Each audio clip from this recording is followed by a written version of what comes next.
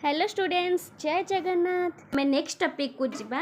Next topic होउची what is computer. एबे मैं जानिबा कंप्यूटर कोन।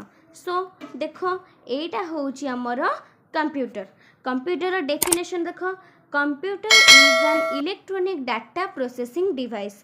कंप्यूटर हेउची एक इलेक्ट्रॉनिक डाटा डिवाइस जहाँकि आमर कौन करे सबू डाटा गुड़ा को प्रोसेसिंग करि थाए।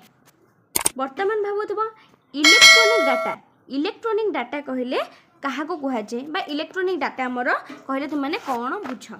एबे देख ये जो सब गुड़ाक तुमको देखा यही गुड़ाक होमर सबू इलेक्ट्रोनिक डाटा जेमिति image audio video any file एगुड़ाक होमर कौन इलेक्ट्रोनिक डाटा एगुड़ाक होमर इलेक्ट्रोनिक डाटा।